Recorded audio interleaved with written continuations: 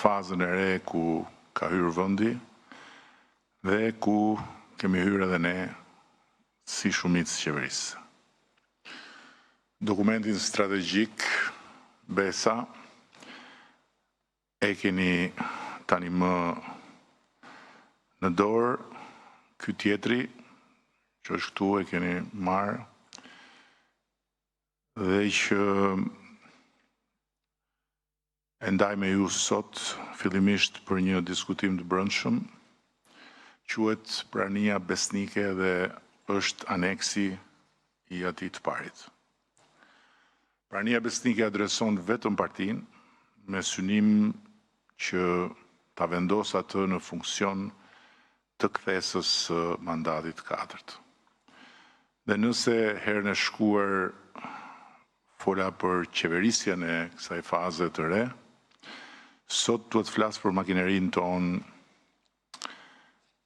të partisë. Dhe duhet ju them se paralelisht me reflektimin përpara pasqyrës bulevardit të Flamingove,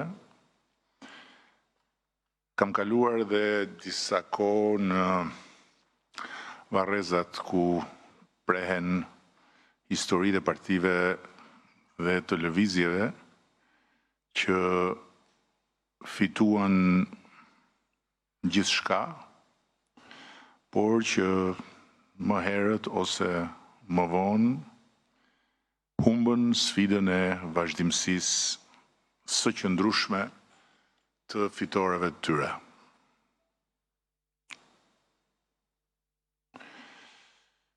Të gjithë gurët në ato Varreza kanë të njëjtin mbishkrim.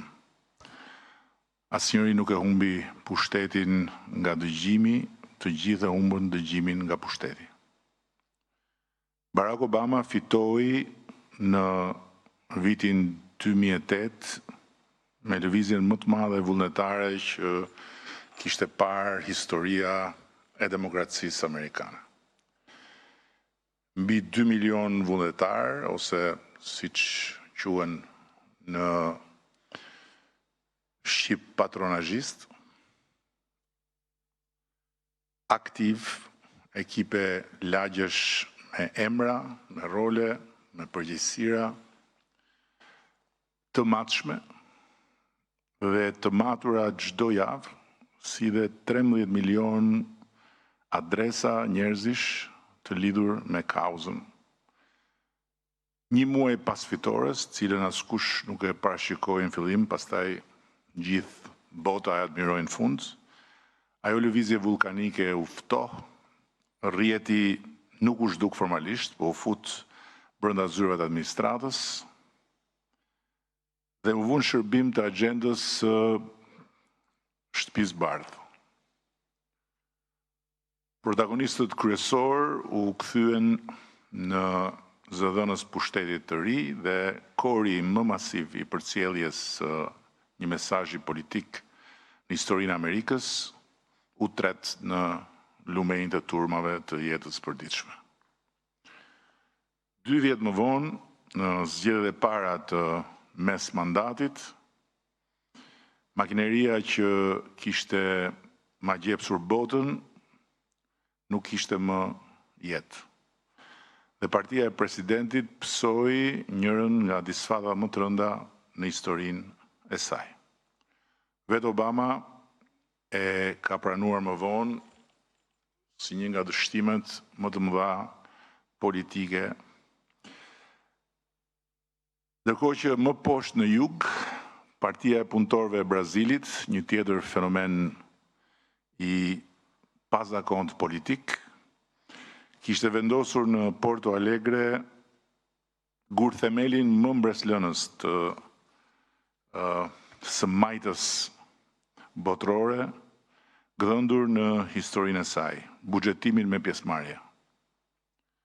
10 mijëra qytetarë vendosnin vetë me votë të hapur në asambleët e lagjeve se ku do shkonin investimet e qytetit. Uji dhe kanalizimet vajtën nga 75 në 98% të shtëpive. 4 mandate radhëzi, populli rizgjodhi Partinë e Punëtorëve.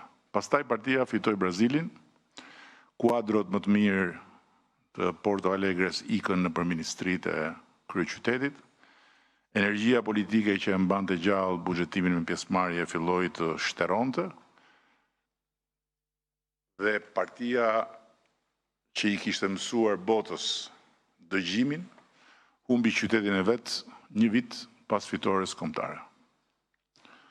Mekanizmi mbijetoi formalisht dhe për disa vite, por pa të njëjtën fuqi, pa të njëjtën pjesëmarrje dhe pa të njëjtin vullnet politik, derisa u fashit